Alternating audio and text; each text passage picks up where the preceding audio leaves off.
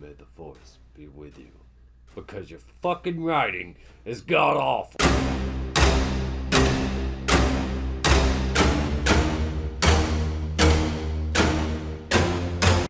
Like, subscribe, comment, all that good stuff help promote and rank up my channel. So we're back to review Obi Wan episode 5.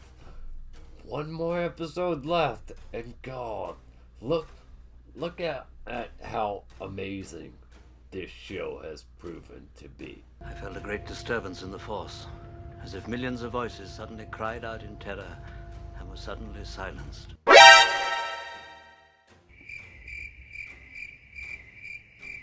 Spoiler reviewer. If you're not familiar with my channel, I talk movie and entertainment news, do TV show and movie reviews, and I've been getting really burned out with Disney on the TV side of things. Anyways, we're gonna review this, and there are some positives. I'll just go through the positives real brief. Like I said, if you're not familiar with my channel, check out channel trailer up there somewhere. Check out some of my other videos.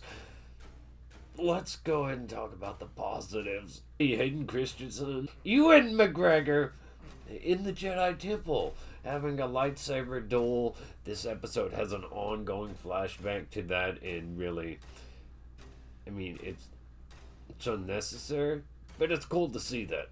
Darth Vader stuff in here. Cool to see Darth Vader.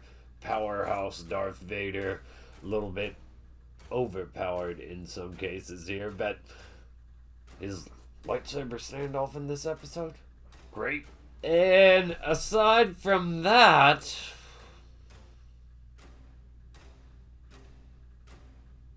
on to the negatives.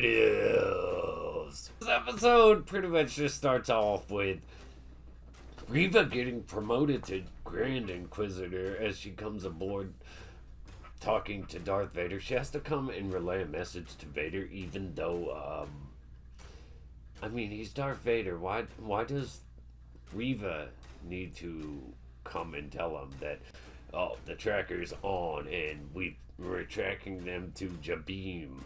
I feel like Reva's already speaking out of term with Vader. We could box them in there and like, you know, we don't need to break them. We need, obviously talking about Obi Wan. He wants to break Obi Wan. He doesn't care about the rest, but Reva's like, if we don't do that, they could lock themselves in there for days. And I just feel like she shouldn't even have been allowed to speak to Darth Vader like that. Look, he wouldn't allow it. You have failed me for the last time. And Lola, the robot, locks Obi-Wan and all these people that are just waiting around for them to show up, and they're acting like they're running out of time. They're acting like they already know the Emperor's onto them, that they've only got a little bit of time. They've been here for a while, but for some reason they've only got a little bit of time to get out, and this is before they even know the Emperor is coming, that Darth Vader is coming. But everything's rush. You have little moments, Obi-Wan looking at some more Jedi writing, because Jedi are just leaving a trail behind them everywhere, and left a bunch of lightsabers. Did it all for the Wookiees. The Wookiees. Lola locks them all in this place, and the droid can be used to easily unlock the door as well as lock them in, but that doesn't come up when they land on the planet. It's not just like Lola unlocked the door. They could have had this droid easily unlock the doors so they could just bum rush it when they landed on the planet. But nope, Obi-Wan rallies the good guys, barricade themselves inside, and only two little shuttles, this Star Destroyer with a couple of dozen stormtroopers land outside on the planet. Why? This should be a no escape situation. They should be in orbit right above the base. You could have guarded all the exits. The Empire has them cornered. Reva lands to lead the way, not Vader, for some reason.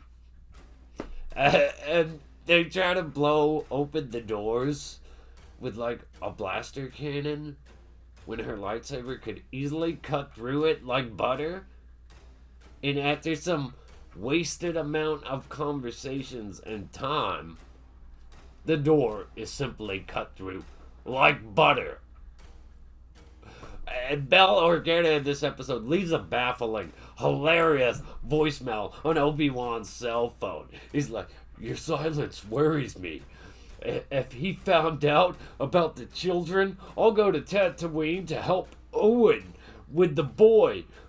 Are you kidding me? Secret agent, man. This guy is gonna name planets, people, and everything. Just give it all away. If you're not contacting me, I'm worried. Maybe you're being held captive right now, and Imperials are looking at this message. Maybe Darth Vader's looking at your little voicemail holocron cell phone thing right now. But I'm gonna leave this message. Then Tala walks in like, "Is everything alright? Are you... You're about to get raided. All hope is lost, bitch. Is everything alright?" We get Tala's pathetic attempt at a tearjerker backstory. We didn't have a backstory for this character before, so we really needed that. Dialogue in here it's just weird. Obi-Wan's like, "Tell the Inquisitor I want to talk." Saying this to his band of rebels. Somehow they have an open line with the stormtroopers. He's requesting to negotiate. What? So Reva and Obi-Wan talk through a solid metal door that's supposed to be really thick, and so thick that blaster cannon can't blast through, but they're able to just talk through these doors. Obi's like, "You knew Anakin was Vader," and we get Reva's pathetic attempt at a tearjerker backstory. As a youngling in the Jedi Temple, she saw Anakin slaughter everybody and hid among the bodies. It doesn't have a 501st clone. One of the 501st clone troopers refer to him as Lord Vader or Darth Vader. So how'd she come to the conclusion that Anakin is Vader? You'd think that they'd want to show that for context, not just gloss over it. Like a lot of the things they just gloss over. The show doesn't have the budget. That's probably why they didn't pay for good writers, because Hayden Christensen, his flashback as Anakin, they used the de-aging stuff, but he looks older than Anakin in Attack of the Clones. Oh, Reva's bad behavior is just so she can get close to Vader to assassinate him, even though she's been close to Vader several times with an opportunity to assassinate him. I don't know what she's waiting for. Maybe she was waiting for somebody like Obi-Wan, thinking this guy could potentially cripple Vader, or at least leave an opening where I can strike, but she has some really weird methods going about this. Eva just cuts through the door with her lightsaber like she could have done a long time ago in a galaxy far away that Disney isn't associated with. So rebels start to flee, defending their rear. Obi-Wan watching their butts, deflecting blaster bolts. Tala and a robot get shot in what's supposed to be a sad moving scene, but it's just weird and kind of like, what was his name, Wade in the last episode? He died, and their emotions were so heavy. Obi-Wan gets himself up, gives his lightsaber and communicator to fake Jedi con man, and tells him to protect Leia. A god that had no problem conning women and children out of money. Now he's a wanted fugitive and could easily offer up all this stuff for money, especially the cell phone with the voicemail talking about, oh, this kid that we're supposed to protect and all this on this planet, this place, this person, everything you need to know right here. This guy could flip all this to not be a fugitive anymore. But we're trusting him because he went out of his way to help us and became a fugitive when he should have just been killed. But now he's here as a fugitive because now we just leave people alive and let them run. We let them run so we can continue to chase them, just like Vader did in episode 3. Just let Obi-Wan get away. And then you have Obi-Wan convincing Reva to take down Vader while stormtroopers are standing within hearing range. How dumb are these stormtroopers? Because right after that conversation about betraying Vader with Reva, they then walk Obi-Wan behind closed doors. Closed doors that were cut open by a lightsaber that now close without issue.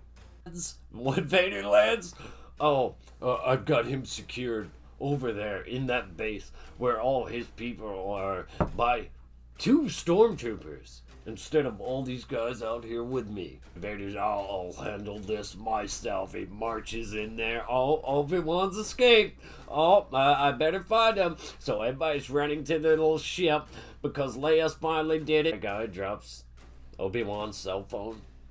They're escaping. Oh no, here's Vader pulling the ship down when he couldn't do it to the Millennium Falcon or anything, but he's just gonna pull this big freighter out of the sky and make it crash and then realize, oh, there's another ship behind that ship, and there they go. Then Reva tries to attack him from behind. She opens her lightsaber up, just alarming him to the fact that she's about to strike when she could have just boom right up against his back, but hey, whatever.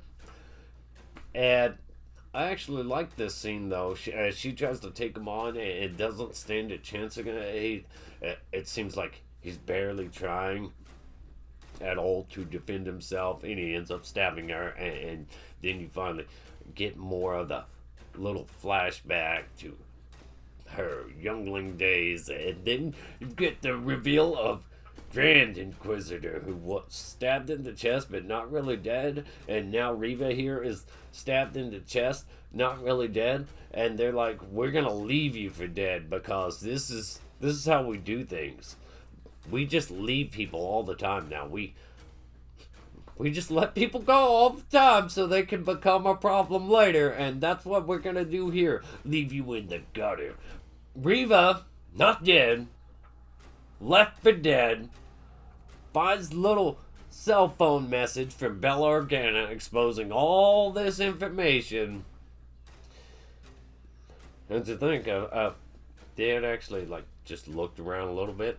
Terrible episode. I can't really rate these episodes and give them a score from 0 to 10 because it's just baffling. It's baffling. The writing on this show is so baffling.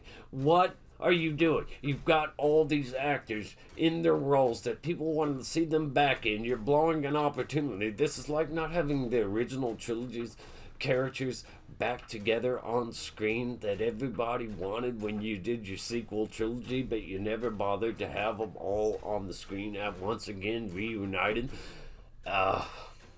Like, subscribe, comment, all that good stuff. Stay awesome. Don't forget to check out my other videos. Rock on.